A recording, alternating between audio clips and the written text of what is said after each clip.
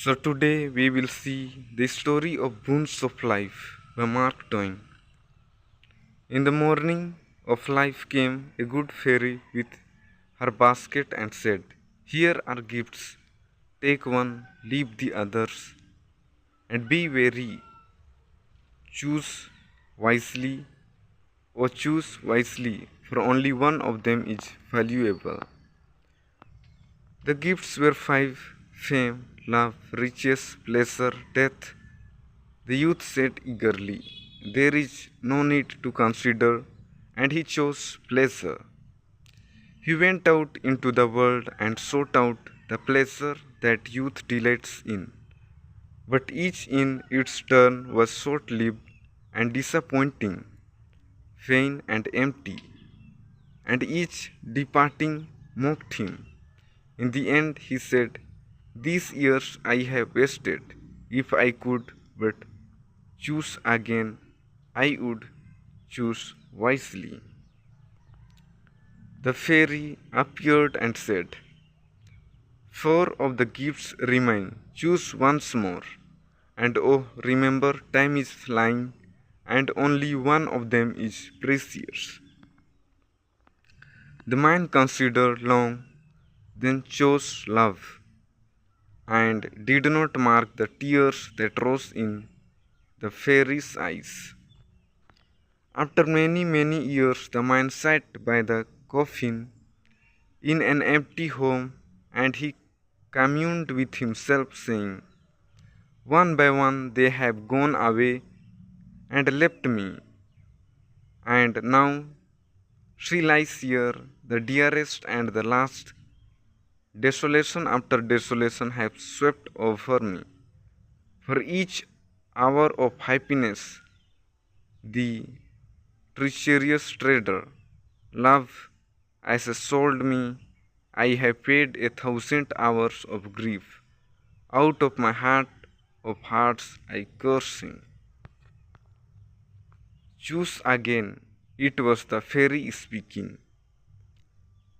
"The years have taught you wisdom. Surely it must be so. Three gifts remain. Only one of them has any worth. Remember it and choose warily." The man reflected long, then chose fame, and the fairy, sighing, went her way. Years went by, and she came again and stood behind the man, where he sat solitary in the fading day, thinking, and she knew his thought. "My name filled the world, and its praises were on every tongue, and it seems well with me for a little while." How little while it was! Then came envy, then distraction, then calumny, then hate, then persecution, then derision, which is the beginning of the end. And last of all came pity, which is the funeral of fame. Oh, the bitterness and misery of renown, target for mud in its prime, for contempt and compassion in its decay. Choose yet again. It was the fairy's voice. Two gifts remain, and do not despair. In the beginning there was but one that was precious, and it is still here. "Wealth is the power. How blind I was," said the man. "Now at last life will be worth the living. I will spend, squander, dazzle. These mockers and despisers will crawl in the dirt before me, and I will feed my hungry heart with their envy.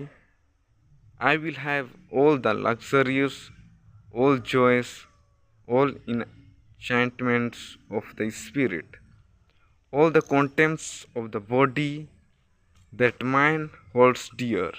I will buy deference, respect, esteem, worship every pinchbeck. Grace of life, the market of the tribal world can finish forth.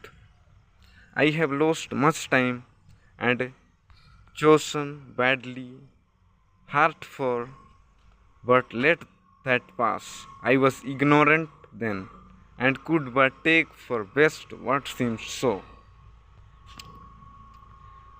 3 short years went by, and a day came when the man sat shivering in mean garret, and he was gowned and worn, and hollow-eyed and clothed in rags, and he was gnawing a dry crust and mumbling, "Curse all the world gives for mockeries of the gilded lies, and miscalled everyone they are not gifts, but merely leading pleasure, love, fame, riches.